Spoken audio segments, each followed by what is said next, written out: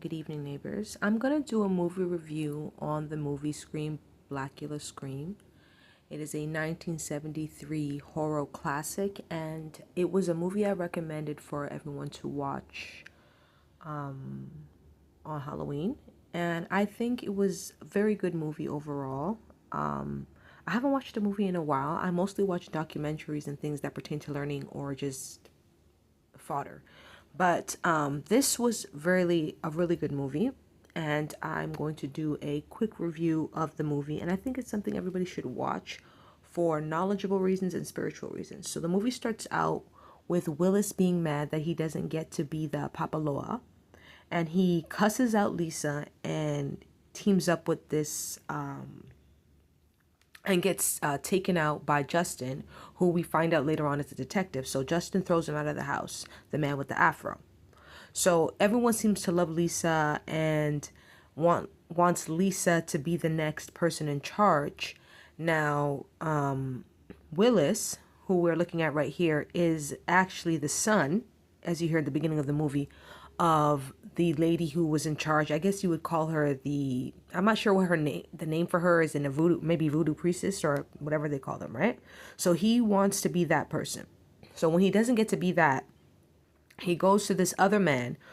So this is the man here that he goes to get the bones from, and he gives him this paper, and this piece of paper, it seems to have the powerful words that are able to summon up the spirit of the Blacula.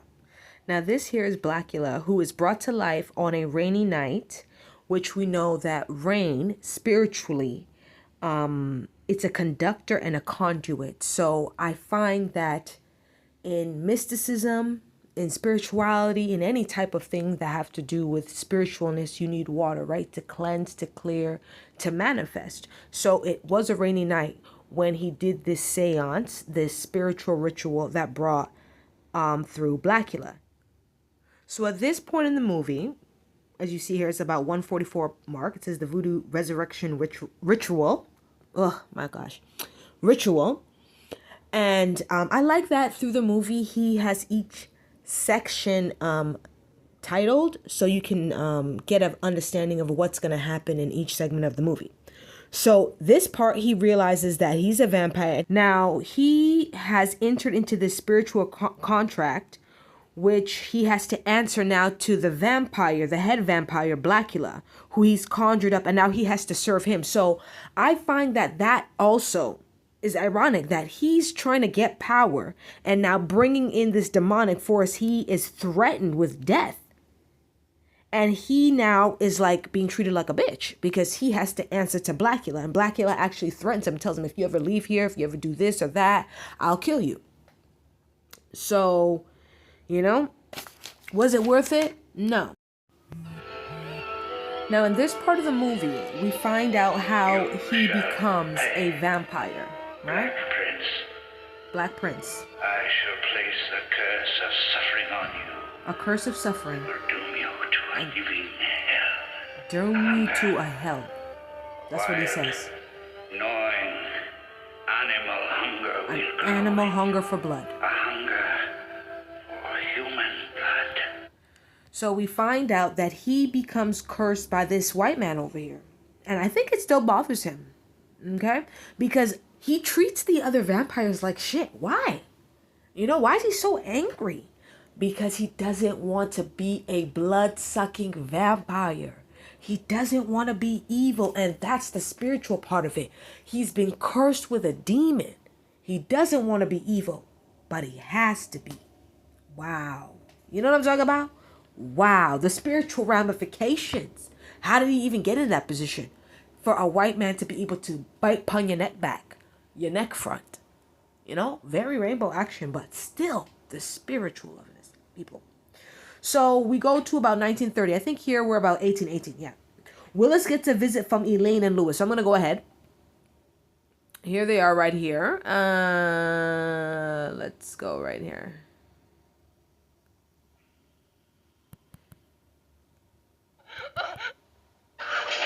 See, she's just yelling and he's screaming and all this kind of craziness is going on.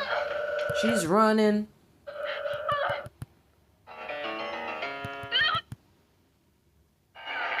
See how he was fighting the other Afro man over the banister? All type of craziness, okay? Let's stop it right there. Okay, so he's fighting him. Elaine and Lewis come to pick him up for this party. And this is when the fight ensues and she's doing all type of screaming and all that business, okay? A little bit too much neck-on-neck action with the men, though. Weird. But it is what it is, guys. Come on, it's 2024. Now, we go ahead and we see that the detective right here, Justin, and his partner, Harley, want to solve the crime. So Justin is the one that introduces the metaphysical aspect that it could be a vampire. He introduces the spiritual aspect that it could be a vampire. He introduces, the theory that it's not just a regular murder, because what Harley thinks it is that it's the voodoo cult and that it's a snake and they're draining people's blood. And so he starts reading this book. He goes to the library and he starts reading books on occultism, on vampires, on esotericism, and all this other stuff, okay?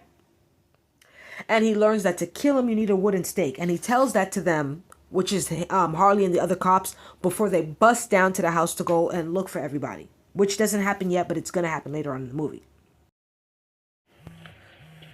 So this is the part where Justin's at the library and he starts studying the occultism and what other possibilities it could be besides just occultism, because he doesn't want to believe that his girlfriend Lisa is the one that's the murder, right? And that's where Harley is going with this. He's saying, nah, it has something to do with the cult. So he starts studying.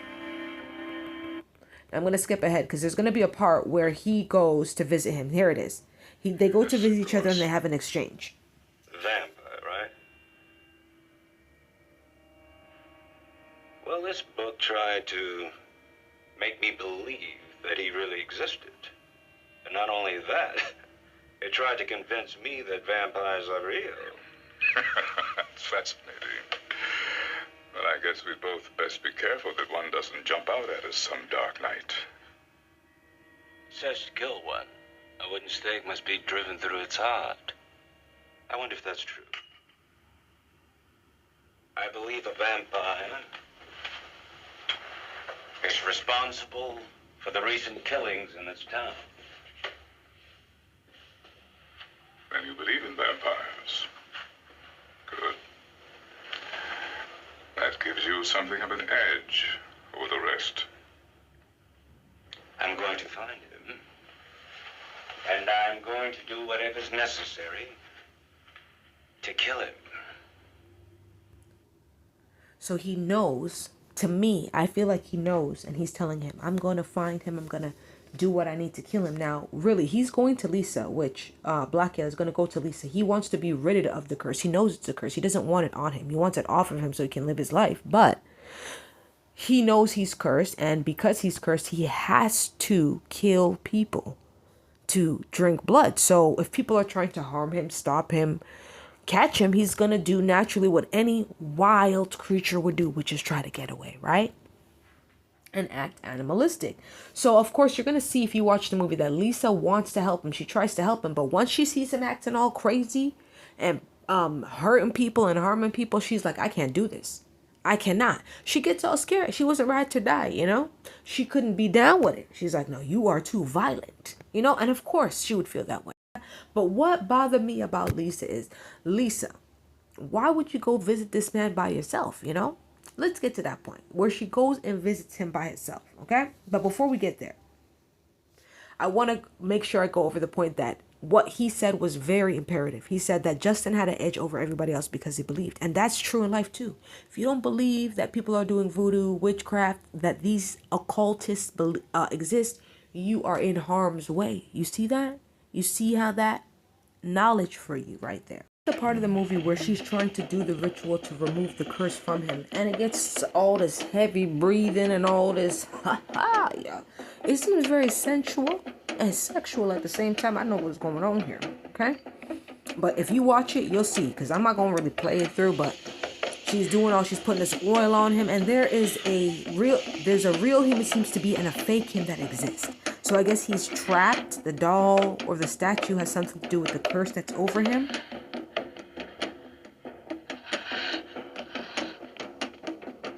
So this is the point where they're in the house and they're looking for them, right? They're looking for where the vampires are because remember, he's bitten up everybody's neck back. He's been biting everybody's neck, so everybody's a vampire now. But you can watch the movie. If you watch the movie, you'll see the part where he's turned him into a vampire. See, here's one of the vampires right now, which is one of Lisa's friends. You see that? What the hell? What's going on here? What? What's going on here? You see what I'm saying?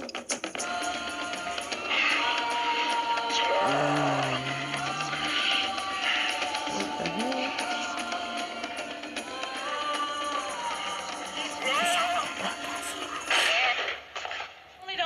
Don't hurt him. Now, I want to stop right here. You notice how Lisa did not tell that she was going to go there to do the ritual to save this man? How are you dating the detective and your man don't know that you trying to save him? Huh? What the fuck Lisa doing? This man could have killed her. He's a vampire. He's crazy. And that's what I want to say. Ladies, come on. We got to do better. We got to do better. That's why I lose off of Lisa. Because Lisa, you have a man who's a detective. He even knows to look into it. She knows who he is. He trusts her. But remember, Blacula seems to love Lisa. That's why he trusts her. She is supposed to be spiritually inclined. How come she don't feel the energy that the man love her? How come she don't feel the energies that this nigga wanna, you know what I'm talking about? All that breathing and heavy breathing going on. How come she didn't tell her man she was about to go do a ritual? Touching up all on the statue with salt and oils and all of that. See, that's a problem. That's the problem with you liars. Always doing stuff you're not supposed to do. The hell? If it's Lisa or Larry, I don't care. Ain't no way. You my man and I'm your girl. And you going to do a ritual and you didn't tell me you're going to go do a ritual with this old... I mean, I'm not even diss him like that because I'm older too. But the fact, you see what he is. He's very fancy. He looked like a classic man. He looked like he got some style to him. And you're going to go visit him at his house, Lisa. You're going to bring him to your house. Man's coming in capes and all that. I don't understand. Why? Anyways, at the end of it, this man goes crazy because the cops are going to arrest him, of course, because he's been killing people, turning people to vampires. And, she has to do what she has to do, which is, hurt the statue. Ouch. Let me go to that part right now.